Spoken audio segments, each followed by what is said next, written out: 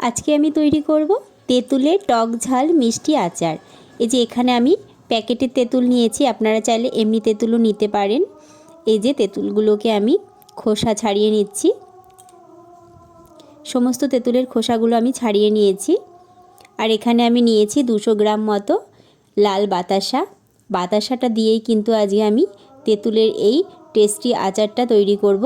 আর এখানে মশলা হিসেবে নিয়েছি শুকনো লঙ্কা, গোটা জিরে, মেথি, মৌরি আর গোটা ধনে, সব কিছু কিন্তু আমি 2 চামচ করে নিয়েছি। গ্যাসে একটা কড়াই বসিয়ে সমস্তটা আমি শুকনো খোলায় টেলে নিলাম। এবার সমস্তটা ঠান্ডা করে আমি মিক্সিতে দিয়ে গুঁড়ো করে নিয়েছি।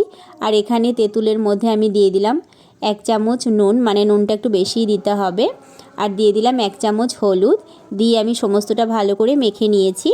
আর এখানে গ্যাসে একটা কড়াই বসিয়ে দিয়ে দিলাম 4 টেবিল চামচ সর্ষের তেল, দিয়ে আমি সমস্ত মেখে রাখা তেঁতুলটা এখানে আমি অ্যাড করে দিলাম।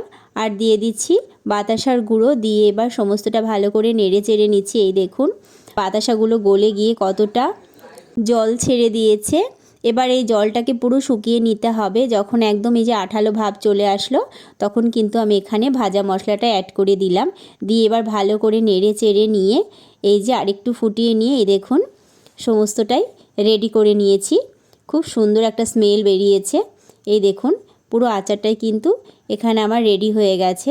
এবার আমি একটা প্লেটে সার্ভ করছি। দেখুন কত সুন্দর লাগছে দেখতে, কতটা লোভনীয় লাগছে।